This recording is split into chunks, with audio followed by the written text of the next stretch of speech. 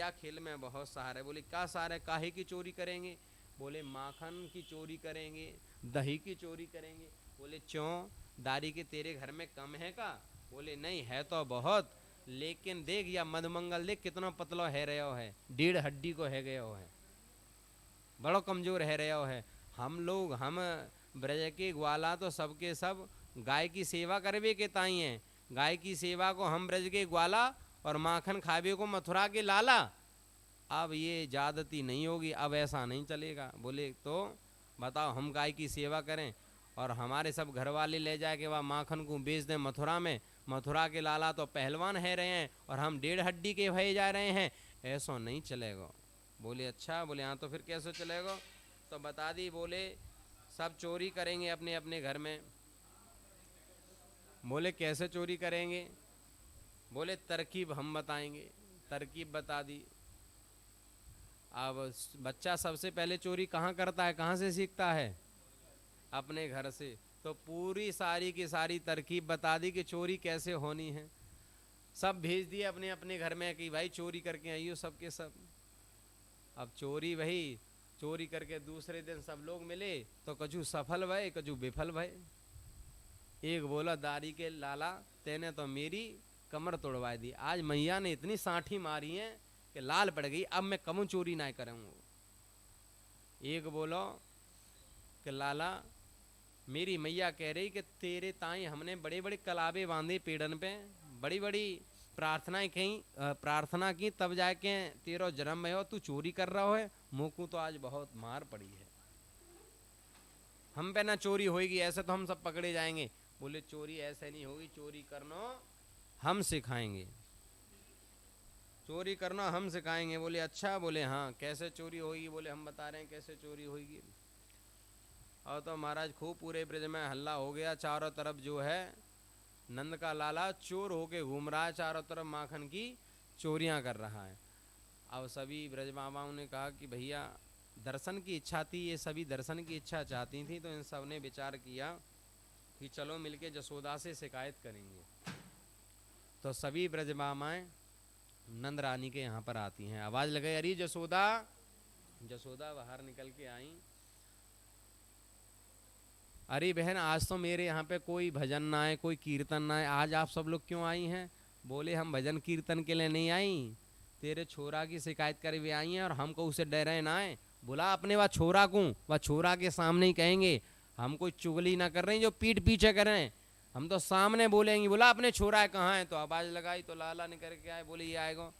बोले ये जितना मासूम सो जितना भोलो चेहरा ये बना के तेरे पास खड़ो है, इतना भोलो नहीं है, यहाँ के पेट में दाढ़ी है बहुत बड़ी।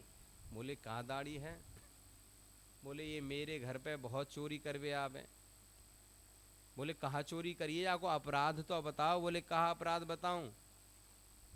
मेरे बछड़ा जब मेरे घर में आवे, मेरी गाय के बछड़ा को छोड़ देवे। बोले तो कछु ना कछु तो काम करे, कोई ना कोई तो काम ही कर रहे हो है। भाई तू भी छोड़ेगी, जब दूध निकालेगी तो बछड़ा को छोड़ेगी क्या ना छोड़ेगी? बोले हाँ छोड़ूंगी, लेकिन मैं तो समय पे छोड़ूंगी ना, सुबह या शाम दूध निकालने के समय।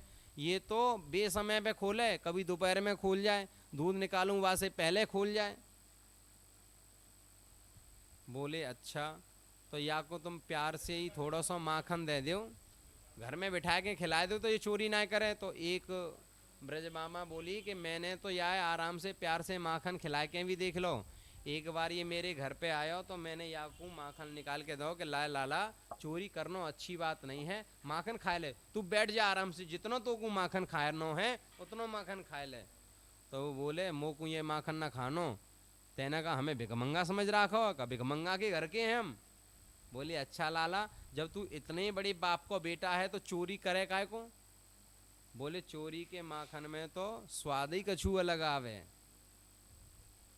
तो एक गोपी बोली, मैया बोली तो भैया अपने माखन को थोड़ा सा ऊपर को छींका पे टांग दे। मैया छींका तो समझे, ऊपर टांग देती। बोले हमने वो सब करके देख लो। बोले कैसे? बोले ये अकेलो नहीं है, यहाँ के संग पूरी टोली है, टोली, और वह टोली को सरदार ये खुद है। बोले अच्छा। मैंने अपना माखन ऊपर छींका पे टांग दी हो और ये आयो और अपने संग बड़े बड़े बाल करने लेके आयो, और बड़े बड़े बालक तो सब नीचे लग जाएं और बाकी ऊपर ये मठाधीश बैठ जाए, और जैसे ही मठाधीश ऊपर चढ़े तो आराम से खूब माखन खावे।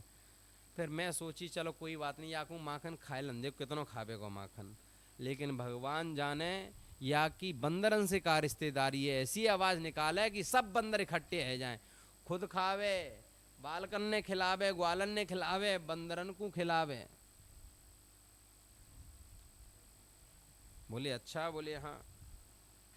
और बहन और भी कोई शिकायत है का जा? कि बोले हाँ और शिकायत है। बोले क्या?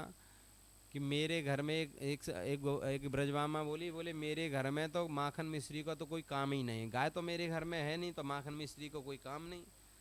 अब ये घर में आयो और यानी खूब घर में चक्कर काटे चारों तरफ, लेकिन घर में तो माखन मिश्री है नहीं तो मिलो ही नहीं जाए। अब खूब परेशान भयो। अब याको बड़ी गुस्सा आई। अब ये बोलो ये घर है के शमशान है, या घर में तो माखन मिश्री नहीं है, ये घर नहीं है। याकू बड़ी गुस्सा आई। जब जाकू कछू नहीं मिलो तो मेरी छोरी वहाँ खटिया पे लेटी आराम से, यानी मेरी छोरी की चुटिया खटिया की पटिया से बांध दी, और जैसे ही बांधी और मेरी छोरी के कान में बोलो हवा। अब मेरी छोरी डर गई। क्या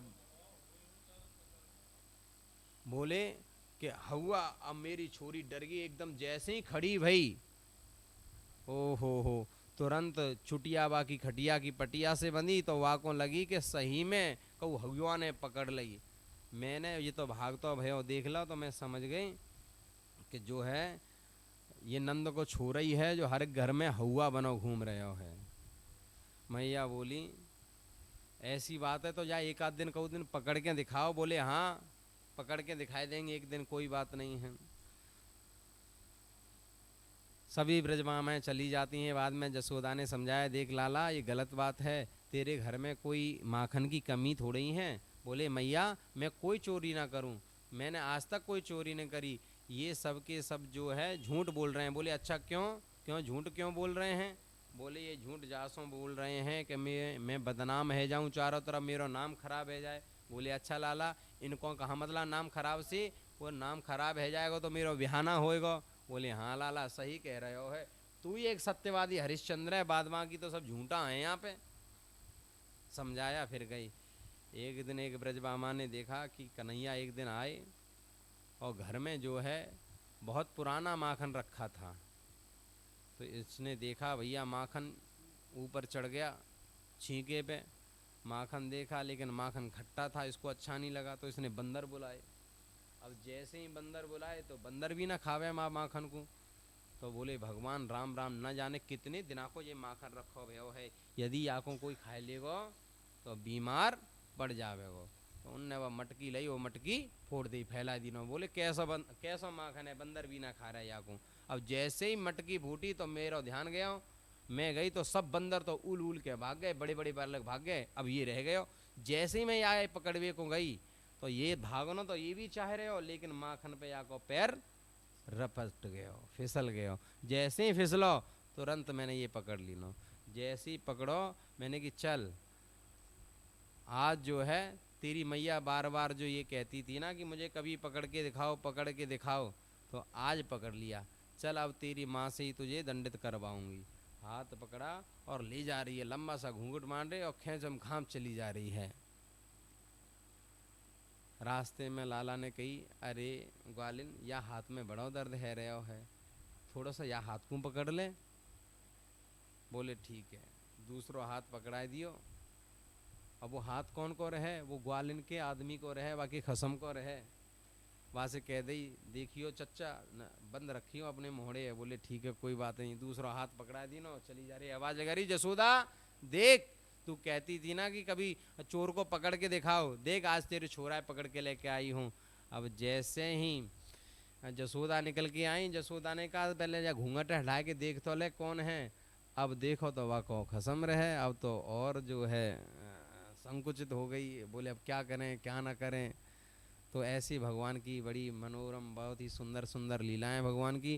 बोले बाल कृष्ण भगवान की जय, बोले सदगुरुदेव भगवान की जय। भगवान ने सभी गोपियों के मनोरथ पूर्ण किए। भगवान ने क्या भैया हमने बहुत ज़्यादा माखन खाया, अब कम से कम ब्रज की रज को तो चखना चाहिए कि ब्रज की रज कैसी है। अब ब्रज की रज कैसी, एक दिन मिट्टी खा रहे भगवान बैठ के, जैसे ही मिट्टी खा रहे थे तो सब लोग बोले कि तेरी शिकायत करेंगे तेरी मैया से, तू मट्टी बहुत खावे। दाऊ भैया बोले दारी के तो मैं बताऊंगो, मैया से शिकायत कराऊंगा, लंबी सी सांठी से डांट पड़वाऊंगो। भगवान बोले हम भी शिकायत करेंगे, हम तो मिट्टी खावे, तुम तो पूरा गोला खाओ, गोला बोलो, पूरा पूरा गोला खाओ, भांग का गोला। बोले अच्छा, बोले हाँ। दाऊ भैया ने कहा मैं कछू ना कह रहे हो, मैं बिल्कुल ना बोलूँगा। लेकिन सभी और जो ब्रज ग्वाल थे उन्होंने शिकायत करी मैया से, बोले मैया तेरे लाला ने मिट्टी खाई है। अब मैया ने कहा कि सच में मिट्टी खाई है? सभी ग्वाल बाल बोले एक ही सुर में, और ना मानो तो दाऊ भैया को पूछ लो। दाऊ भैया से पूछा कि दाऊ तू बता, लाला ने मिट्टी खाई है? और दाऊ बेचारे चुप, बोले अगर अभी हम बोले कि मिट्टी खाई है तो हमारी गोला की शिकायत हो जाएगी, कि बोले हम तो भांग को गोला खावे। बोले मैया मेरे सामने ना खाई, लेकिन जब ये बालक कह रहे हैं तो ये बालक भी झूठ थोड़ी बोल रहे होंगे। मैया ने कहा लाला तूने मिट्टी खाई है? तो भगवान कहने लगे नाहं हक्षितवानम्भ सर्वे मिथ्या विशंसिनः। बोले नाहं भक्षितवानम्भ, हे मैया मैंने मिट्टी नहीं खाई है, ये सभी लोग मिथ्या विशंसिनः, ये सभी लोग झूठ बोल रहे हैं। और यदि आपको विश्वास नहीं होता तो मेरे मुख में आप देख लीजिए। तो बोले खोल मुँह को खोल, अपने मोड़े खोल। जैसे ही मोड़ा खोला तो विचार कर रहे भगवान, बोले अब मिट्टी है पता चल जाएगी, बहुत डांट पड़ेगी। तो जो मुंह खुला तो पूरा संपूर्ण ब्रह्मांड का दर्शन करा दिया भगवान ने। जैसे ही समस्त ब्रह्मांड का दर्शन कराया तो मैया समझ गई, बोले ये मेरा बेटा नहीं, साक्षात नारायण है, पर ब्रह्म है। और मैंने न जाने कितनी बार इसको डांट लगाई, फटकार लगाई। अब तो महाराज ये जैसी विचार आया, भगवान कहने लगे ये माधुर्य शक्ति में ऐश्वर्य शक्ति कहाँ से आ गई? अगर इनको पता चल गया कि मैं भगवान हूँ, तो पता है भगवान की सेवा कैसे होती है। घर में अलमारियों में बिठा दिया जाता है, 4 चनौरी सुबह और 4 चनौरी शाम को, ये भगवान की सेवा है। और कहीं रिश्तेदारी में चले गए तो भगवान बैठे रहेंगे। तो भगवान ने तुरंत अपनी माया का प्रभाव डाला, मैया भूल गई और बोले हंसकर, बोले मैया साची बता, तो को मेरे मोहड़े में मिट्टी दिखाई दई? बोले लाला साची बताऊं, तेरे मोहड़े में तो बड़े बड़े पर्वत, बड़े बड़े पहाड़, बड़े बड़े झरना दिखाई दे। बोले मैया तू अपने आँखिन को ऑपरेशन करवा ले, अपने आँखिन की चिकित्सा करवा ले, मोतियाबिंद है गयो दी के तेरी आँखिन में, या छोटे से मेरे मोहड़े में इतनी सारी चीज़ें कैसे आ जाएंगी? बोले हाँ लाला वही तो, दोबारा से। बोले दोबारा से देख। मैया ने आंखें मीड़ी और दोबारा से देखा तो मुंह में कुछ नहीं। तो ऐसी भगवान की सुंदर लीलाएं। बोले बाल कृष्ण भगवान की, बोले सदगुरुदेव भगवान की जय। एक दिन मैया अपने दुलार से बड़े प्यार से जो है लाला को दूध पिला रही थी, पुलकित हो रही थी। लाला ने कहा मैया एक बात पूछूं? बोले हाँ। बोले एक बात बता, तो कौन दूध प्यारो है कि पूत प्यारो है?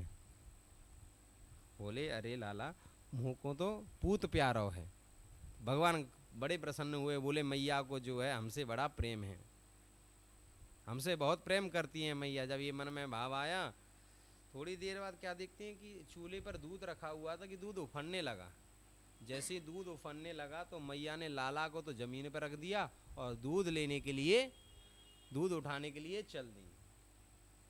अब जैसे ही दूध उठाने के लिए चल दी तो भगवान को बड़ा क्रोध आया। बोले अभी तो मैया कह रही थी हमको तो पूत प्यारा है, अब दूध लेने के लिए चली गई, तो गुस्सा आ गया। अब गुस्से में क्या करें, तो वहाँ पर उनकी दादी सास के ज़माने की मटकी रखी थी, उसमें कंकड़ मार दिया और कंकड़ से उस मटकी को फोड़ दिया। अब जैसी आवाज़ आई तो खुद ही रोने लग गए। पहले से कुछ बच्चे ऐसे होते हैं ना कि गलती कर देते हैं, बोले अब माँ बाप मारेंगे तो पहले से ही रोना शुरू कर देते हैं, झूठे आंसू लगा लिए। झूठे आंसू पता कैसे लगाए जाते हैं? झूठे आंसू जो है लगा लिए और रोने लगे भगवान। अब जैसे ही झूठे आंसू लगाए तो मैया को मन में पहले तो बहुत हंसी आई कि देखो मैंने इसको थोड़ी देर के लिए ज़मीन पे क्या रख दिया, इसको इतना गुस्सा आ गया। लेकिन दूसरे पल विचार किया, लेकिन अगर इसी तरीके से मैं इसको माफ़ करती रही तो लाला एक दिन बिगड़ जाएगा, इसको कुछ ना कुछ दंड देना चाहिए। तो लाला के पीछे दौड़ लगाई, सांठी ली, और जैसे ही सांठी देखी सो भी भगवान ने दौड़ लगाई। अब आगे आगे भगवान दौड़ रहे हैं और पीछे पीछे मैया सांठी लेके दौड़ रही हैं और थर थर काँप रहे हैं भगवान के, आज मैया नहीं छोड़ेगी, आज मैया मारेगी। और जैसे ही भगवान भाग रहे हैं, साथ में ग्वाला उनके छोटे छोटे सखा भी भाग रहे हैं। बोले भाग कन्हैया भाग, मैया आई, बस बस पकड़ने वाली, और भाग कन्हैया। अब खूब भागते रहे, लेकिन मैया की पकड़ में नहीं आए। मैया थक गई, पसीना पसीना है गई। ओहो, इतनी थकान भगवान से देखा नहीं गया। भगवान ने कहा है गो मैया, कैसे परेशान है? बोले लाला तू मेरे पास आ जा। बोले नाम मैया मैं ना आऊँगा। बोले क्यों? बोले तू जा सांठी से मेरी सेवा करेगी, सांठी से पीटेगी मोकू। बोले ना लाला, तेरी आरती उतारूंगी। तो भगवान बोले अच्छा मैया मेरी आरती उतारेगी? बोले हाँ आरती उतारी हो देख मैया। बोले हाँ आरती उतारूंगी तेरी, तो आए तो जा एक बार। बोले मैया पहले या सांठी है फेंक अपने हाथ में से, तब आऊँगा। मैया ने सांठी फेंक दी। जैसे ही सांठी को फेंका है, तुरंत जो है मैया आती हैं, मैया के पास आ जाते हैं। भगवान को जैसे ही मैया ने पकड़ा है तो रस्सी से बांधना प्रारंभ कर दिया। अब खूब रस्सी बांधी, लेकिन 2 अंगुल रस्सी छोटी हो जाती है। खूब रस्सी लगाई, लेकिन दो उंगली रस्सी बार बार छोटी पड़ जाती है। खूब प्रयास किया, जब प्रयास करते रहे, जब भगवान से नहीं देखा गया तो भगवान ने कृपा कर दी। 2 अंगुली क्यों कम होती थी? 2 अंगुल ही कम इसलिए होती थी कि एक तो भक्त को प्रयास करना चाहिए, भक्त को मेहनत करनी चाहिए, और जब भक्त मेहनत करता है तो भगवान उस पर भगवत कृपा करते हैं। इसीलिए जब इन 2 उंगलियों का अभाव दूर हो जाता है, जब ये दोनों चीज़ें परिपूर्ण हो जाती हैं, जब भक्त मेहनत भी करता है, भक्ति भी करता है, तो उस पर भगवत कृपा भी होती है, तो दोनों 2 अंगुलियों का अभाव दूर हो जाता है। भगवान बंध जाते हैं। ऊखल से बांध दिया। ऊखल से जैसे ही भगवान को बांधा है तो यहीं से पेट पे भी रस्सी बांधी, तो इसलिए दामोदर नाम पड़ा इनका। अब जैसे ही यशोदा मैया थोड़ा सा काम करने लग जाती हैं, भगवान ने सोचा क्या करें, तो भगवान थोड़ा सा चलने लगे। अब रस्सी बंधी हुई है, ऊखल से बंधे हुए, कैसे चलें? तो ऊखल को खींचते हुए चलने लगे। तो वहाँ पर 2 वृक्ष थे नंद बाबा के आंगन में, अशोक के 2 वृक्ष थे। उन 2 वृक्षों के बीच में से निकले तो वो वृक्ष धड़ाम से गिर पड़े। जैसे ही धड़ाम से गिरे तो उसमें नलकूबर और मणिग्रव नाम के 2 यक्ष थे, जो साक्षात कुबेर के बेटे थे, जो श्राप के बस पेड़ बन गए थे। भगवान का स्पर्श पाया तो उन्होंने भगवान की सुंदर स्तुति की और अपने धाम को चले गए। लेकिन जैसे ही धड़ाम की आवाज़ आई तो तुरंत जो है नंद बाबा आए, यशोदा आई, उन्होंने देखा कैसे वृक्ष करे, विचार करने लगे भैया यहाँ पर तो कोई ना कोई कष्ट आता ही रहता है, कोई ना कोई कष्ट आ ही रहा है हमारे पुत्रों के पास। अगर जिस जगह पर रहने से हमारे पुत्रों को यदि कष्ट होता है तो उस जगह पर रहना नहीं चाहिए। जिस जगह पर आप रह रहे हैं और उस जगह पर यदि आपके बच्चों का भविष्य नहीं है तो उस जगह को छोड़ देना चाहिए। यही विचार करके नंद बाबा ने अपने भाइयों को बुलाया और सभी पारिवारिक बंधुओं को बुलाया। कहा, बोले भैया अब इस जगह को तो हमें छोड़ना चाहिए। बोले कहाँ जाएं रहने के लिए? बोले ब्रज में बहुत सारे वन हैं, ताल वन है, मधुबन है, निधिवन है, वृंदावन है। बोले वृंदावन बहुत अच्छा है, वृंदावन चलते हैं। और तो महाराज अपनी बैलगाड़ियों में सारा सामान रखा है और सारा सामान रख के सभी लोग वृंदावन की तरफ पधारे हैं। जैसे ही वृंदावन की तरफ आए, वृंदावन में आए, वृंदावन में घूमने लगे। बोले भैया वृंदावन में तो जो है बहुत सुंदर हरियाली है, चारों तरफ हरियाली हरियाली है, यहाँ तुलसी के बहुत सारे वृक्ष हैं, तुलसी के बहुत सारे पौधे हैं, बहुत सारी छोटी छोटी यहाँ पर गुफाएं भी हैं, बड़े बड़े मैदान भी हैं, यहाँ तो खूब गैया चरा सकते हैं। तो मैया से बोले मैया, बोले हाँ, बोले हम गाय चराएंगे। बोले बेटा अभी तो तुम 4 साल के हो, 4 साल में तुम खुद संभलोगे कि गैयन ने संभालोगे? लेकिन जब ज़्यादा जिद की तो मैया ने कह दिया कि अभी तुम बछड़ों को चराओ। बड़े जो ग्वाल वाल हैं वो तो चराएंगे गैयों को, और जो छोटे छोटे ग्वाल वाल हैं वो बछड़ों को चराएंगे। तो बोले ठीक है। तो वहीं से आज जो है भगवान बछड़ों को चराना प्रारंभ कर देते हैं। यमुना के किनारे आते हैं तो वहाँ पर एक बकासुर, वही पूतना का भाई बकासुर बैठा हुआ था। बोले इसने मेरी बहन को मारा है, अब इसका उद्धार मैं करूँगा। बगुला का भेज दा, तुरंत जो महाराज भगवान को खा गया। जैसे ही भगवान को खाया सभी ब्रजवासी चीखने लगे, चिल्लाने लगे, देखो इतना बड़ा बगुला हमारे कन्हैया को खाए गया है। सभी परेशान होने लगे। तो भगवान ने अपने श्री विग्रह को इतना गर्म किया कि उस बकासुर को लगने लगा कि ऐसा है कि मैंने तो कोई अंगारा निकल लिया है अपने अंदर। तुरंत मुख के द्वारा बमन कर देता है, भगवान निकल कर आए और भगवान उसका ही उद्धार करते हैं। बोले सदगुरुदेव भगवान की जय। उसका उद्धार किया भगवान ने। अभी सभी ब्रजवासी अपने बछड़ों को चरा रहे थे। जैसे ही बछड़ों को चरा रहे हैं तो वहाँ पर एक बहुत अघासुर नाम का एक बड़ा भयंकर राक्षस वहाँ पर बैठा हुआ था, जिसने अपने मुख को खोल रखा था। अघासुर ने अपने मुख को खोल रखा था। ऐसे लग रहा था जैसे कोई गुफा है। सभी ब्रजवासी बोले, भैया या वृंदावन में तो बहुत सारी गुफाएं हैं, ये गुफा देखो कितनी बढ़िया है, कितने बड़े कलाकार ने इतनी सुंदर गुफा बनाई होगी। ऐसा लग रहे हो जैसे कोई सांप, कोई अजगर मुंह खोल के बैठा होए, लेकिन गुफा देखो कितनी सुंदर है। सभी ब्रजवासी ऐसे हैं। सब ब्रजवासियों ने मिलके वहीं पे गौचारण करते थे, बछड़े चराते थे, खेल खेलने लगे। बोले छुपा छुपी खेलेंगे। बोले छुपेंगे कहाँ? बोले गुफा में छुपेंगे, गुफा बहुत बढ़िया है। और गुफा में सभी ग्वाल घुसते जा रहे हैं और उस गुफा को देख रहे हैं। अजगर है वो तो साक्षात अघासुर, अघ का पुंज है, पाप का पुंज है, मुंह खोल के बैठा हुआ था आराम से। बोले देखो कितनी सुंदर गुफा बनी हुई है।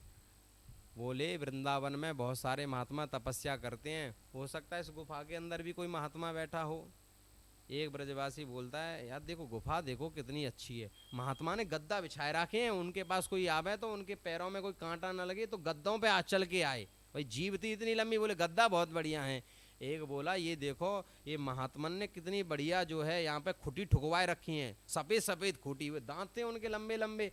बोले इसलिए खुटी लगवा रखी हैं कि कोई यहाँ पर आए तो अपना सामान इस पर टांग दे तब जाए महात्मा से मिलने के पास। अब और अंदर बढ़े। अजगर ने अपनी श्वास को रोक रखा था, अब धीरे धीरे उसने श्वास को छोड़ना प्रारंभ कर दिया तो दुर्गंध आने लगी। तो एक ब्रजवासी बोला कि भैया ये दुर्गंध कैसी आ रही है?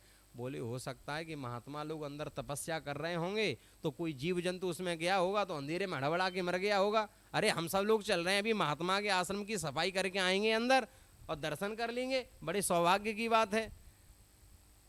ब्रजवासी बेचारे भोले वाले आगे बढ़ रहे हैं। एक ब्रजवासी बोलो, भैया मुझको तो बड़ा डर लग रहा है, क्यों ऐसा तो ना कोई राक्षस यहाँ में अंदर बैठा हो हमारा नाश्ता ही कर जाए। तो दूसरा ब्रजवासी बोला, अरे डर काय रहे हो है, अपनो काना भी तो पीछे है, ढूंढ तो आ जाएगा, पूतना वारे हाथन ने दिखाई देगा, कोई कम थोड़ी खाए रहो है हमारा लाला। बोले अच्छा? बोले हाँ। देखो विश्वास कैसा है कि परब्रह्म हमारे पीछे, काना हमारे पीछे है। और आगे घुसते चले गए सभी ब्रजवासी। अघासुर देख रहा था। बोले अभी मेरा प्रधान शत्रु कृष्ण नहीं आया। जब भगवान ने सोचा जब सभी हमारे ब्रजवासी चले गए तो अब हमें भी जाना चाहिए। जैसे ही भगवान ने प्रवेश किया उसने अपना मुख बंद कर लिया। जैसे ही मुख को बंद किया तो भगवान ने अपने श्री विग्रह को इतना गर्म कर दिया कि वहीं के वहीं उसका भी उद्धार कर दिया। ये अब सभी ब्रजवासी जब बाहर निकले तो सभी उसके जहर के प्रभाव से मर चुके थे। भगवान ने पुनः सबको जीवित किया। सभी ब्रजवासी घर में आए और 1 वर्ष बाद ये बात सभी ब्रजवासियों ने अपने घर में बताई कि भैया आज तो बहुत बड़ा एक राक्षस हो, वहाँ से हमारी लाला ने रक्षा करी। सुखदेव स्वामी जी से राजा परीक्षित जी पूछते हैं कि हे सुखदेव स्वामी जी, 1 वर्ष बाद ही बात ये क्यों बताई? बोले इसलिए बताई कि जैसे ही उनके मुख से सभी लोग निकले, भगवान ने सभी को जिंदा किया। तो सभी वहाँ पर क्रीड़ा कर रहे थे, खेल रहे थे, तो भगवान बैठे हुए थे बीच में। सभी जितने भी ब्रजवासी हैं सभी बोलने लगे कि भैया हमको तो भूख लगी है। तो भगवान बैठ गए बीच में और चारों तरफ सभी ब्रज के जो भी ग्वाल थे बैठ गए और अपने घर से जो कलेवा लेकर आए थे, कलेवा तो समझती हैं ना माता जी, जो भी कलेवा लेकर आए थे, जो भी भोजन लेकर आए थे, सभी अपना अपना भोजन लेकर बैठ गए आराम से। और कैसी सुंदर शोभा बनी हुई है। विव्रत वेणुम जटर पटयो श्रृंगवेत्रे च कक्षे वामे पाणौ मसृण कवलम तत्फलान्याङ्गुलीषु तिष्ठन् मध्ये स्वपरसुहृदो हासयन् नर्मभिः स्वै स्वर्गे लोके मिशते भुवजे यज्ञ भुग्बाल केली विव्रत वेणुम जडर पटयो श्रृंग वेत्रेक्ष कक्षे। अपने कमर पर पीताम्बर बांध रखा है, एक तरफ तो महाराज बंसी लगा रखी है और एक तरफ अपना डंडा रख रखा है उन्होंने। बामे पाणव, अपने बाएं हाथ में दही और भात लेकर तत्फलान्यांगुलीसु, सभी ग्वालों से पूछा भैया तुम्हारे पास क्या है। एक बोला मेरे पास आम का अचार है, एक बोला मेरे पास मिर्च का अचार है, एक बोला मेरे पास महाराज टेंटी का अचार है। बोले अच्छा, सभी अचारों को अपने उंगलियों में लगा लिया है और जैसे उंगलियों में लगाया एक हाथ से पा रहे हैं और एक हाथ से अचार का आनंद ले रहे हैं। एक व्यक्ति कहता है अरे लाला देख मेरो वाला अचार कितना बढ़िया है, अपना झूठा अचार ही भगवान को दे दिया। अब ये सारी लीला जितने भी देवता लोग देख रहे थे बोले ये यज्ञ का भोक्ता है, इसके लिए भोग लगाने के लिए कितने स्नान ध्यान करने पड़ते हैं, तब जाकर ये भोग लगाने के लिए नहीं आता। और यहाँ देखो सभी ब्रजवासी इसे अपना झूठा खिला रहे हैं और ये आराम से बाहर आए। बोले ये पर ब्रह्म नहीं हो सकता। ये संशय हो गया किसके मन में? ब्रह्मा जी के मन में। बोले मैं परीक्षा लेता हूँ कि ये परब्रह्म है भी या नहीं, क्योंकि इसमें तो परब्रह्म का लक्षण एक भी घटित हो ही नहीं रहा। परब्रह्म की तपस्या करने के लिए बड़ा यज्ञ करना पड़ता है, तब करना पड़ता है, तब जाके दर्शन देता है, तब जाके भोग ऐसे भी नहीं पाता, बस ऐसे ही रखा रहता है, आंखें बंद करके भोग लगाना पड़ता है और यहाँ साक्षात बैठ के खा रहा है। इसमें तो भगवत्ता का एक भी लक्षण नहीं दिखाई दे रहा। ये विचार किया, ये विचार इनके मन में आया तो इन्होंने कहा परीक्षा लेनी चाहिए। जब ये भाव मन में आया तो सभी लोगों से कान्हा बोले ऐसा है मैं बछड़ों को देखकर आता हूँ, तुम यहीं पर रहो। अब जैसे ही बछड़ों को देखने के लिए गए तो ब्रह्मा जी सभी ग्वाल वालों को ले गए ब्रह्मलोक में। अब लौटकर आए तो देखा भगवान ने कि भाई एक भी ग्वाल वाल नहीं दिखाई दे रहा, तो उधर से जितने भी बछड़े थे उन बछड़ों को ले गए। भगवान ने पीछे मुड़ के देखा तो कोई बछड़ा नहीं, आगे देखा कोई ग्वाल नहीं। बोले भाई यदि कोई चला जाता इधर उधर तो एक आध चला जाता, लेकिन यहाँ तो सबके सभी चले गए, जरूर कोई ना कोई गड़बड़ है, जरूर किसी ने चालाकी की है। जो ध्यान लगाया बोले अच्छा बेटा ने बाप के साथ मजाक कर दिया है, कोई बात नहीं। जो जिस विषय का जानकार होता है उसे उसी विषय में उत्तर दिया जाए तो जल्दी समझता है। माताजी यदि कोई गणितज्ञ हो, गणित के विषय में जानकार हो, तो उससे गणित में अगर बात की जाए तो तभी वो समझ पाएगा। जैसे कोई व्याकरण जानने वाला हो, उससे व्याकरण के विषय में बात करोगे तभी वो समझेगा। तो ब्रह्मा जी किस चीज के विशेषज्ञ हैं? सृष्टि बनाने के। तो उन्होंने कहा कोई बात नहीं भाई, मैं भी बताता हूँ। तो तुरंत भगवान श्री कृष्ण ने अपने शरीर से स्वयं जितने ग्वाल थे वो सभी ग्वाल भगवान बन गए, जितने भी बछड़े थे वो भी भगवान बन गए। और तो और यदि ग्वाल बन जाते अकेले तो हो सकता है कि पकड़ में आ जाते। भाई स्वभाव भी तो ऐसा होता है ना, अब भाई किसी का बच्चा सीधा हो और वो खुद तेज हो जाए अचानक तो घर वालों को शक हो जाएगा कि नहीं हो जाएगा। तो वो स्वभाव भी भगवान बन गए। किसी ग्वाल के गले में कोई माला पड़ी हुई थी, अगर वो माला ना पड़ी हुई होती तो पूछते घर वाले माला कहाँ है, तो वो माला भी भगवान बने। किसी के हाथ में टेढ़ा जैसे डंडा था तो वो डंडा भी भगवान बने। और तो और जितने बछड़े थे, बछड़े के गले में जितनी भी घंटरियां बंधी हुई थी वो घंटरियां, वो रस्सी भी भगवान बने। आज भगवान ने का वो महावाक्य है ना, सर्वम विष्णुमयम गिरोंग बदजा सर्वस्वरूपो, आज सब कुछ भगवान ही बने। कैसे?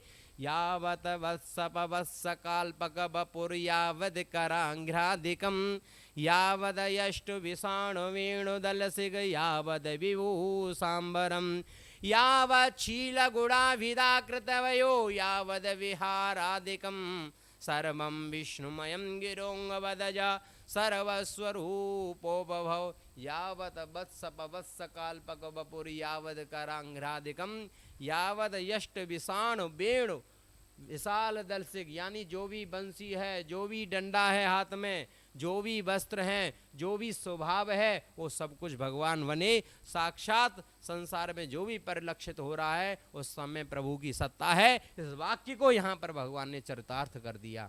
अब ब्रह्मा जी ने देखा कि भैया देखूं नीचे जाके क्या स्थिति है। नीचे जाके देखा तो वही ग्वाल वाल सब हैं, वही बछड़े हैं। ऊपर देखा तो वही बछड़े ग्वाल वाल हैं। समझ गया, बोले साक्षात ब्रह्म हैं। और तो महाराज जैसे ही भगवान के पास नीचे आने लगे तो भगवान स्वरूप बदल के पहुंच गए ऊपर ब्रह्मा बन के। द्वारपालों से बोला आजकल बहरूपिया बहुत घूम रहे हैं, देखना इधर उधर कोई बहरूपिया ना आ जाए। बोले ठीक है महाराज कोई बात नहीं, हम लाए रहते कैसे कोई बहरूपिया आ जाएगा। जाकर ब्रह्मा जी की गद्दी पर बैठ गए और थोड़ी देर बाद देखा ब्रह्मा जी ने कृष्ण तो नीचे है नहीं, फिर ऊपर लौट कर आए ब्रह्मलोक में। तो द्वारपालों ने रोक लिया, अरे बहरूपिये कहाँ जा रहा है। बोले अरे द्वारपालो कैसी बात करते हो। बोले ठीक कहा, अभी हमारे स्वामी जी हमसे कुछ देर पहले ही बोलकर गए कि बहरूपिया घूम रहे हैं और बहरूपिया इतने में आ भी गया। बोले बहरूपिया, बोले हाँ हमारे ब्रह्मा तो अंदर बैठे हुए हैं। ब्रह्मा जी ने ध्यान लगाया तो साक्षात नारायण भगवान के दर्शन हुए। बोले हाँ सच्चा ब्रह्मा तो वही है। अपने ब्रह्मा जी से आप कहिए कि दास आपके दर्शन करने के लिए आया है। द्वारपाल गए, खूब विनय की, इतनी 40 श्लोकों में बड़ी सुंदर यहाँ पर प्रार्थना की है ब्रह्मा जी ने। लेकिन 40 श्लोकों में क्या प्रार्थना कर रहे हैं ब्रह्मा जी, कह रहे हैं हे परमपिता जगदीश्वर, मैं आपको बार बार नमस्कार कर रहा हूँ, प्रणाम कर रहा हूँ, आप मेरे अपराधों को क्षमा करिए। भाई जैसे माँ के गर्भ में बच्चा होता है तो जब गर्भ में बच्चा कोई लात मार देता है तो माँ को बहुत ज़्यादा कष्ट होता है, लेकिन माँ उसको छोड़ तो नहीं देती। तो हम पूरे संसार के लोग आपके गर्भ में ही हैं, मैं भी तो आपका बच्चा हूँ, मुझसे जो भी अपराध हो गया है उस अपराध को आप क्षमा करिए। लेकिन भगवान नहीं बोले, भगवान ने कोई उत्तर नहीं दिया। विचार कर रहा है ब्रह्मा जी कि क्या करूं क्या न करूं। तो अब देखा कि भगवान प्रसन्न नहीं हो रहे तो जो ब्रजवासी हैं उनकी स्तुति करने लगा ब्रह्मा। क्यों, जैसे जब माँ गुस्सा हो जाती है तो माँ के बच्चों को यदि आप खिलौना ला के दे दो तो बच्चे खुश हो जाते हैं, तो माँ तो अपने आप खुश हो ही जाती है। तो आज परम ब्रह्मा विधाता किसकी प्रार्थना कर रहे हैं, ब्रजवासियों की। कैसे, अहो भाग्यम नंद गोप ब्रजौकसाम यनमित्रम परमानंदम पूर्णम ब्रह्म सनातनम। अरे इन ब्रजवासियों के भाग्य की कितनी सराहना करूं। जितने भी उच्च कोटि के देवी देवता होते हैं और साक्षात मैं स्वयं विधाता ब्रह्मा जिनके दर्शन के लिए, जिनकी एक छटा पाने के लिए लालियत रहते हैं, इन ब्रजवासियों को तो देखिए। हम जितने भी देवी देवता जिनका लोग निरंतर ध्यान करते हैं, वो इन ब्रजवासियों की जो अहिर की छोहरियां हैं ना, वो छछिया भर छाछ पे नाच नचावें। अर्थात जितनी भी ग्वालिन हैं वो कान्हा से कहती हैं, अरे कान्हा थोड़ा सा नाच के थोड़ा सा मुँह दिखाई दे, अगर तेरो नाच अच्छो लगेगा तो तुमको माखन खिलाऊंगी। कान्हा नाच के दिखाते हैं, बोले अच्छा लगा, बोले हाँ तो दे मेरो माखन को गोला। इनके कितने बड़े भाग्य होंगे। अरे इनके भाग्य के तो आगे हमारी कोई तुलना ही नहीं है, लेकिन भगवान फिर भी नहीं बोले। अब ब्रह्मा जी सोचने लगे क्या कहूँ क्या न बोलूँ। खूब प्रार्थना की, खूब कह रहे हैं बार बार। बोले प्रभु अब तो मुझे लगता है ये ब्रजवासी इतने भाग्यशाली हैं कि आप इनके ऋण से और ऋण नहीं हो सकते। बोले क्यों नहीं और ऋण हो सकता, भाई मैं अनंत कोटि ब्रह्मांड का नायक हूँ, मैं एक ब्रह्मांड का सुख इनको दे दूंगा। बोले जिसके आंगन में साक्षात अनंत कोटि ब्रह्मांड नायक बैठा हो तो ब्रह्मांड का सुख क्यों मांगेंगे। बोले मैं इनको अपना परम धाम, अपना बैकुंठ दे दूंगा। बोले बैकुंठ को आपने किसको नहीं दिया, अभी पूतना को ही दिया है बैकुंठ, तो फिर इनमें क्या विशेष दे दिया। कोई उत्तर ना बन सका। तो महाराज खूब प्रार्थना की ब्रह्मा जी ने, लेकिन भगवान ने सीधे मुंह बात नहीं की। तो ब्रह्मा जी ने परिक्रमा लगाई और परिक्रमा लगाकर ब्रह्मलोक में चले जाते हैं। बोले नारायण भगवान की जय। यही बात जब 1 साल बाद जब वही ब्रजवासी लौट कर आए तो इसलिए आज ये 1 वर्ष बाद बात बताई है अपने घर में आके। एक वहाँ पर तालवन नाम का एक वन था, उस वन में बहुत सुंदर वृक्ष थे और उन पर खूब फल आते थे, लेकिन वहाँ खाने के लिए कोई नहीं जाता था। क्यों, क्योंकि वहाँ पर एक राक्षस रहता था जिसका नाम था धेनुकासुर। अब भैया सभी ब्रजवासियों ने क्या, भैया फल तो बहुत है खाने एक, लेकिन खाए कैसे, राक्षस रहता है। तो दाऊ भैया ने कहा कि मैं जाता हूँ इसका उद्धार करने के लिए। दाऊ भैया गए तो तो वो गधे का रूप बनाकर आया, तो भगवान ने उनके पैर पकड़े और धड़ाम से दे मारा, उसकी वहीं गोविंदाय नमो नमः हो जाती है। सभी ब्रजवासियों ने फलों के आनंद लिए। बोले नारायण भगवान की जय। भगवान ने कहा कि धेनुकासुर का तो उद्धार हो गया भाई, जो फल थे धेनुकासुर की वजह से कोई खा नहीं पा रहा था, अब सब लोग फल खा रहे हैं। अब यमुना जी में कालिया नाग और रहता है, जिसकी वजह से यमुना जी का जल विषाक्त हो गया है, और उसके ऊपर जितने भी पंछी जाते हैं वो भी काल कलवित होकर नीचे गिर जाते हैं। उसका उद्धार करना है, लेकिन उनका उद्धार अकेले ही करना पड़ेगा, दाऊ भैया को नहीं लेके जाएंगे। बोले क्यों? क्योंकि दाऊ भैया कौन है? शेषनाग। और मैं किस लिए जा रहा हूँ? कालिया नाग का उद्धार करने के लिए। तो भाई कहीं अपनी जाति का पक्ष ना ले लें, इसलिए भैया अकेले ही जाऊंगा। देखने लगे भाई कोई ऐसा मौका मिल जाए। तो एक दिन दाऊ भैया का जन्मदिन का उत्सव चल रहा था, उस दिन लाला को मौका मिल गया, छोटे अन्य ब्रजवासियों को लेके पहुंच गए काली देह पे, खूब खेलने लगे, गेंद का बहाना बनाया, गेंद गिर गई काली देह में जाके। बोले अभी गेंद को लेकर आता हूं मैं। सभी ब्रजवासी बोले अरे लाला यमुना में मत कूद जाना, कालिया नाग रहता है वहां पे। बोले अरे दारी के मैं देख के आऊं, अभी जाके नट बोल्ट ढीले करूं जाके। तुरंत जो है जैसे ही कूदे छलांग लगाई, तो जैसे ही छलांग लगाई तो अंदर नाग पत्नियां बैठी हुई थी। नाग पत्नियों ने जैसे ही दर्शन किए तो मन प्रफुल्लित हो गया। अब जितने भी ब्रजवासी थे सभी को बड़ा दुख हुआ। जब बच्चे पर कष्ट आता है ना तो माँ को सबसे पहले पता चलता है। जैसे ही भगवान कूदे तो यशोदा मैया के हृदय में एकदम आवाज़ उठी कि मेरे कन्हैया पर कोई कष्ट है। अपशकुन होने लगे, दौड़ लगाई, सभी ने बताया, यमुना किनारे आ गए। बोले लाला इसमें कूद गया है। यशोदा मैया तो कूदने ही वाली थी कि दाऊ भैया ने रोक लिया उनको। अरे मैया कुछ नहीं होगा, तेरे लाला को कोई कछु ना कर सके।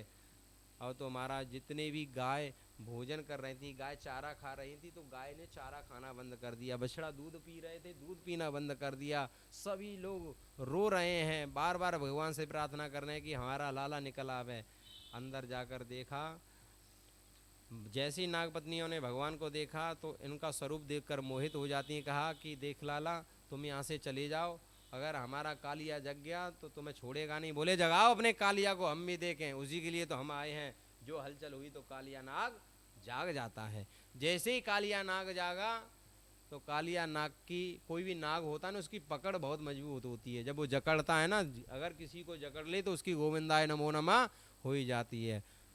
अब तो महाराज तुरंत कालिया नाग ने भगवान के शरीर को जकड़ लिया, जितनी उसकी ताकत थी उतनी ताकत से झगड़ा। भगवान ने जैसे ही अपने श्री विग्रह को थोड़ा सा बड़ा किया, उसकी पकड़ ढीली पड़ जाती है। और जैसे ही ढीली पड़ी और तुरंत भगवान इसके फन के ऊपर आकर विराजमान हो गए। जैसे ही फन के ऊपर आकर विराजमान हुए तो इसके तो 100 फन थे महाराज। एक फन पे जैसे ही बैठे तो दूसरे फन से काटने लगा, तो भगवान ने एक लात उसमें मारी और ऐसा तांडव किया कि महाराज इसके फनों को खूब ताबड़तोड़ तोड़ते रहे। अब खून नृत्य किया महाराज, ऐसे लग रहा था जैसी लात मारते थे फन में तो उसमें से रक्त निकलता, भगवान के पैर पे चढ़ जाता था। ऐसा लगता था जैसे कि भगवान के चरणों में कमल चढ़ रहे हों। खूब देर तक नृत्य करते रहे। अब तो महाराज कालिया नाग मनी मन में प्रार्थना करने लगा, समझ गया, बोले ये तो परब्रह्म है। मनी मन प्रार्थना कर रहा था, प्रभु मुझको तो क्षमा करो। नाग पत्नियों ने प्रार्थना की हाथ जोड़ के, क्या ननाक पृष्ठम न च सार्वभौमम न रसाधिपत्यम। बड़ी सुंदर प्रार्थना की, ननाक पृष्ठम न च सार्वभौमम। हे प्रभु आपने बड़ी कृपा की। बोले भैया हमने क्या कृपा की, हम तो तुम्हारे पति का जो है गारंटी खत्म कर रहे हैं, तुम्हारे कालिया की गारंटी खत्म हो रही, तुम कह रहे कृपा की। बोले हाँ कृपा ही तो की है। बोले क्या कृपा की है? बोले बड़े बड़े ऋषि मुनियों को जब तप करते हैं, तप करने के बाद आपकी चरण रज बड़ी मुश्किल से मिल पाती है। और तो और क्या बताएं, साक्षात शिव जी ने आपकी आराधना की तो शिव जी के ऊपर आपने अपना चरण नहीं रखा, अपना चरणों तक रखा।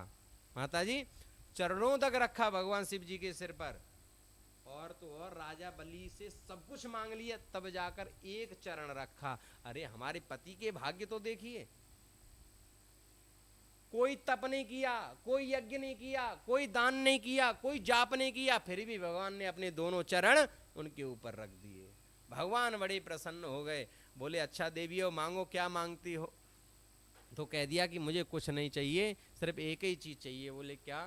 बोले हमें आपके चरण की रज चाहिए। चरण की रज की तो महिमा है ही है, लेकिन भगवान समझ गए। बोले अच्छा नागपतियाँ बड़ी होशियार हैं। भाई कोई गंगा जी में स्नान कर रहा हो और उनसे कहे कि आपके पैरों की धूल चाहिए, तो धूल कैसे मिलेगी? उससे पहले गंगा जी से निकल कर आना पड़ेगा बाहर। जब बाहर आएंगे तब रेत में खड़े होंगे, तब रज प्राप्त होगी। बोले इसीलिए नागपत्नियाँ कह रही हैं कि हमें आपके चरण रज चाहिए, क्योंकि अगर थोड़ी देर और तांडव किया तो कालिया की गारंटी खत्म। इसलिए ये चाहती हैं कि हम कालिया से नीचे उतर के आएँ। तो प्रसन्न हो गए। जैसे ही कालिया नाग से ऊपर नीचे उतर कर आए तो तुरंत कालिया नाग फिर फन बनाने लगा, नाग उतने फिर अकड़ के आ गया। बोले भगवान फिर सतर्क हो गए। बोले देखो देविया, एक तरफ तुम तो हाथ जोड़ रही हो और दूसरी तरफ ये लड़ने के लिए फिर तैयार है। देवियाँ बोली अपने पति से, महाराज शांत हो जाओ, बड़ी मुश्किल से तो राजीनामा हुआ है। बोले अरे नहीं शांत हो जाओ, मुझे भी तो कुछ कहने का मौका दो। भाई मैं अपराधी हूँ तो मुझे भी तो सफाई का मौका मिलना चाहिए। बोले हाँ जरूर मिलेगा, बताओ क्या? बोले ये बताओ भगवान। बोले हाँ, ये दुनिया कौन बनाता है? बोले हम बनाते हैं। दुनिया में जीव जंतु किसने बनाए? बोले हमने बनाए। हमें सर्प किसने बनाया? बोले हमने बनाया। बोले हमारे अंदर जहर किसने डाला? बोले हमने डाला। हमारा जो तामसी स्वभाव है, जो क्रोधी स्वभाव है, किसने बनाया? बोले हमने बनाया। तो बोले बस न्याय हो गया। तेरा तुझको अर्पण क्या लागे मेरा स्वामी, क्या लागे मेरा प्रभु जी का प्रभु को समर्पण, प्रभु का प्रभु को समर्पण क्या लागे मेरा। अब भाई जो जिसके पास चीज होती है वही ना देता है। भाई आपने हमारे अंदर क्रोधी स्वभाव क्यों दिया, क्यों जहर दिया? भाई हमारे अंदर भी अमृत की 2 बूंदें डाल देते तो हम भी घर घर में पाले जाते, हमें भी दूध पिलाया जाता, हमें भी खूब पिचकारा जाता।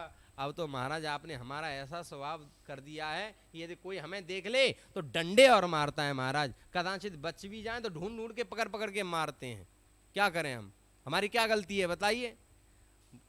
भगवान प्रसन्न हो गए। बोले बात तो ठीक कहता है, लेकिन तुम्हारे रहने के लिए मैंने एक जगह भी तो बनाई है, रमणक द्वीप। उसमें सर्प जाति का निवास होता है, वहाँ क्यों नहीं रहते? यहाँ क्यों आ गए तुम? तुम्हारी वजह से यहाँ गाय जल पीती है तो मर जाती है, पंक्षी उड़ते हैं तो मर जाते हैं। बोले उसमें भी आपके वाहन का ही कारण है, गरुड़ है कारण। बोले क्यों? बोले वो रमणक द्वीप पे आता था और बहुत सारे सर्पों को खा जाता था। एक दिन मेरी उससे बहुत तेज लड़ाई हो गई तो इसलिए मैं इधर भाग आ गया। तो बोले यहाँ नहीं आता गरुड़? बोले यहाँ नहीं आता। सौभरी नाम के एक ऋषि हैं, उन्होंने श्राप दे दिया है कि यदि यहाँ आएगा और यहाँ यदि सर्प को खाएगा तो गरुड़ जलकर भस्म हो जाएगा। इसलिए यहाँ साप बस आवत नहीं, यहाँ श्राप की वजह से गरुड़ आपका आता नहीं है। बोले अब तू कहीं भी जा आ सकता है, क्यों? बोले क्योंकि अब तेरे सिर पर मोहर लग गई है। क्या लग गई है? मोहर लग गई है। अब गरुड़ तुझसे कुछ नहीं कहेगा। क्यों? बोले कुत्ते 2 प्रकार के होते हैं, एक तो होता है पालतू और दूसरा होता है फालतू। अब मान लो कोई फालतू कुत्ता हो और झूठी पत्तल खा रहा हो तो कोई भी आके उसमें डंडा चटका जाता है। बोलो चटका जाता है कि नहीं चटका जाता है? और किसी का पालतू कुत्ता हो महाराज, मतलब पट्टा डाला हो उसके गले में, महाराज जितना बड़े आदमी का कुत्ता है उतना बड़ा वैभव है महाराज, कोई हाथ नहीं लगा सकता। लेकिन क्या है, जो पालतू कुत्ता होता है वो अपने मालिक के सामने ही बैठता है, अपने मालिक का दिया हुआ ही खाना खाता है, दूसरे के दर पे नहीं जाता है, तब मालिक के स्नेह का भाजक बनता है। इसी प्रकार यदि अब गले में आपके सिर पर मेरे चरणों के निशान है, अब तुम निस्वतंत्र हो के आप कहीं भी घूम सकते हो, जा सकते हो। इस प्रकार सुंदर स्तुति की और स्तुति के बाद जो है सर्प रमणक द्वीप को चला जाता है। बोलिए राधा रानी सरकार की जय, बोलिए सदगुरुदेव भगवान की जय। बड़ी सुंदर आगे कथा आती है, कात्यायनी पूजा की कथा आती है। कात्यायनी पूजन की कथा आती है जिसमें लोग कहते हैं कि वस्त्रों का हरण हुआ। वस्त्रों का हरण नहीं, इस लीला को समझने के लिए मन और बुद्धि विवेक को बड़ा परिपक्व होना चाहिए। लोग कहते हैं वस्त्रों का हरण किया, नहीं, वस्त्रों का हरण नहीं किया। किसका हरण किया था? वासनाओं का हरण किया था। जो भी शरीर में वासनाएं, जो भी जीव की वासनाएं हैं, जीव की वासना का हरण ही चीर हरण लीला है। भगवान ने सभी जितनी भी ग्वालिन थी, जितनी भी ब्रजबामा थी, सभी का मनोरथ पूरा किया। अब दीपावली का दिन था, मैया सुंदर सुंदर पकवान बना रही थी, सुंदर सुंदर भोजन बना रही थी। अब लाला पहुंच गए घुटमन घुटमन चलते हुए आराम से। बोले मैया ये इतने बड़े बड़े पकवान किसके लिए बना रही है, और इसमें से ला मुँह को खाए के ताई दे दे। बोले लाला अभी ना मिलेगी। बोले क्यों? बोले क्योंकि अभी जय जय की पूजा होएगी। बोले ये जय जय कौन है? बोले इंद्र देवता है। बोले इंद्र देवता है, हमसे बड़ो जय जय कौन आ गया है? बोले अब ज़्यादा हमको बात नहीं पता, तू अपने बाबा से बात कर। अब नंद बाबा के पास आए। बाबा ये जय जय कहा कौन सी बला है, जो कौन सी अलाय बलाय है जय जय, और कौन की पूजा होगी? नंद बाबा ने बताया कि ऐसा है कि ये सब जो भोग बन रहा है इंद्र देवता के भोग के लिए बन रहा है। बोले इंद्र देवता की पूजा काहे कर रहे? बोले इंद्र देवता जब प्रसन्न होंगे तो वर्षा करेंगे, वर्षा करेंगे तो हरी घास होगी, हरी घास होगी तो हमारी गाय खाएंगी, जब गाय खाएंगी तो हमें मनन दूध देंगे। बोले अच्छा बाबा एक बात बताओ। बोले हाँ, अगर आधे ब्रजवासी इंद्र की पूजा कर दें और आधे ब्रजवासी पूजा ना करें तो वो इंद्र भगवान का, इंद्र देवता आधे ब्रजवासिन के घर में वर्षा कर दे, वो आधे के में वर्षा नहीं करेगा। नंद बाबा कहने लगे ऐसो है लाला, अब या बुढ़ापे में मेरी बुद्धि तो काम नहीं कर रही, तू बता कहा करें चाहे, कहा कहें चाहे। बोले अब या बार आप पूजा करो सच्चे देवता की। बोले सच्चा देवता कौन है? बोले सच्चा देवता है गिरिराज महाराज। बोले अच्छा। नंद बाबा मनी मन में बोले 20 साल से हम पूजा कर रहे हैं इंद्र देवता की, तो यह साल गिरिराज जी की पूजा कर लेंगे, कोई बात नहीं। लेकिन लाला बात बता पूरी, कहा बात है?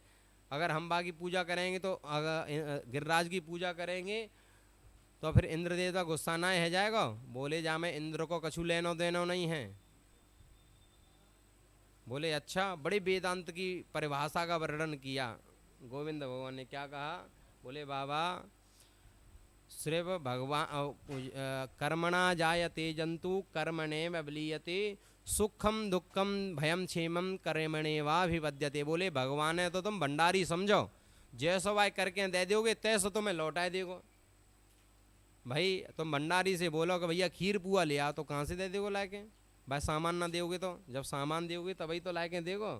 बड़े वेदांत की परिभाषा। बोले लाला तू कहा चाहे, तू सीधी सीधी बात बता। बोले मैं चाहूँ गिरिराज जी की पूजा करो। बोले कोई बात नहीं, जब 20 साल से बाकी कर रहे हैं तो या बार गिरिराज जी की ठीक है, लेकिन हमारी कछु बात है। बोले कहा? सभी ब्रजवासी बोले 3 बातें। बोले कहा कि पहली बात तो ये, अगर इंद्र देवता गुस्सा है जाएगा तो वो तेरे गिरिराज जी को संभालना पड़ेगा, तो को संभालना पड़ेगा। बोले ठीक है। दूसरी बात ये है कि जैसी भी हमारी टूटी फूटी सेवा है, बातें तेरे गिरिराज जी प्रसन्न होना पड़ेगा। बोले ठीक है, और बता? बोले और ये है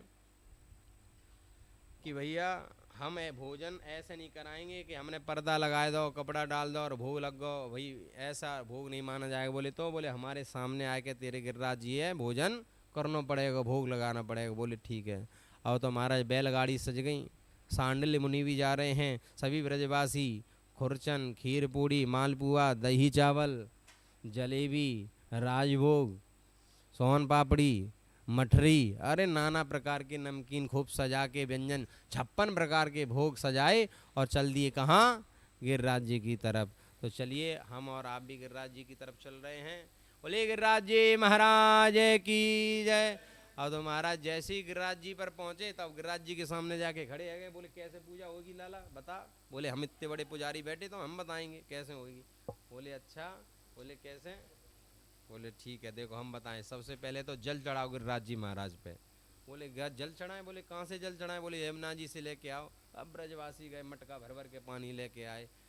खूब पूरा सुबह से शाम है गई, लेकिन जो है गिरिराज जी महाराज का अंगूठो गीला ना भयो। बोले लाला हम तो बस हार गए, अब ना हम पे कछु है रहे हो। बोले यही मन से ध्यान करो। जैसे मन से ध्यान करो गंगा जी का तो मानसी गंगा प्रकट है गई। बोले मानसी गंगा की जय। अब तो महाराज बोले अब तिलक लगाओ, टीको लगाओ, भोग लगाओ। बोले अच्छा। और टीको लग गया, भोग लग गया। बोले अब मेरे गिरिराज जी कह रहे हैं कि मेरी परिक्रमा लगाओ। तो सभी ब्रजवासी मिलके परिक्रमा लगा रहे हैं। आइए एक भजन और उसके बाद गिरिराज जी का पूजन, फिर कथा विश्राम।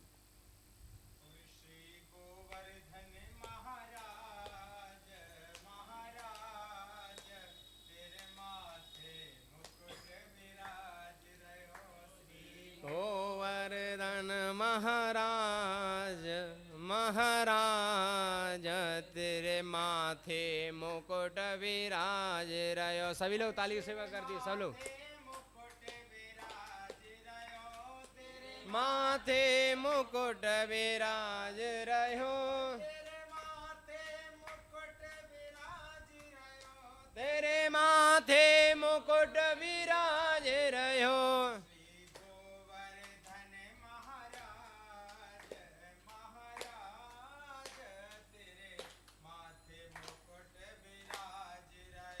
श्री गोवर्धन महाराज महाराज, तेरे माथे मुकुट विराज।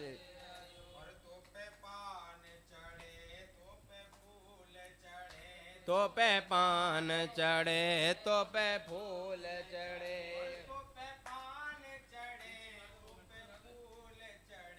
तो पे पान चढ़े, तो पे फूल चढ़े।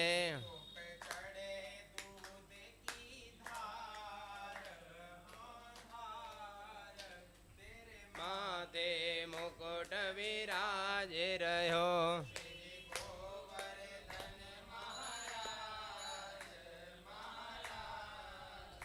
तेरे माथे मुकुट विराज रहो।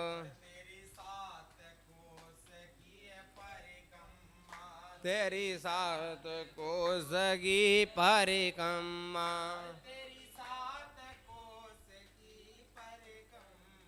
तेरे सात कोस की परिक्रमा।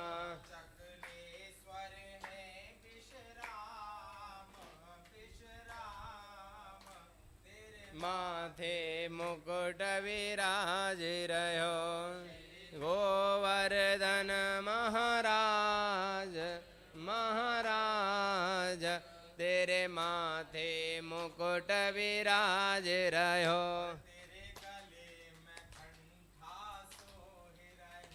तेरे गले में कंठा सोहे रहो।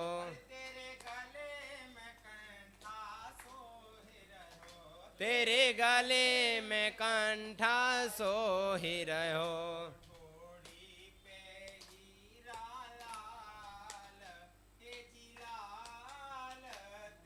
माथे मुकुट विराज रहो। गोवर्धन महाराज महाराज, तेरे माथे मुकुट विराज रहो।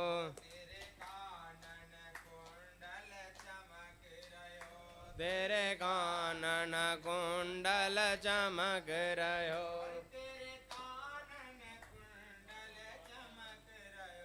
तेरे कानन कुंडल चमक रहो। विशाल विशाल, तेरे माथे मुकुट विराज रहो। वर्धन महाराज महाराज, तेरे माथे मुकुट विराज रहो।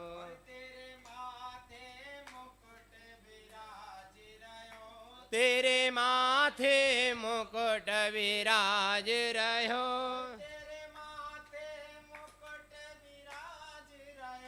तेरे माथे मुकुट विराज रहो।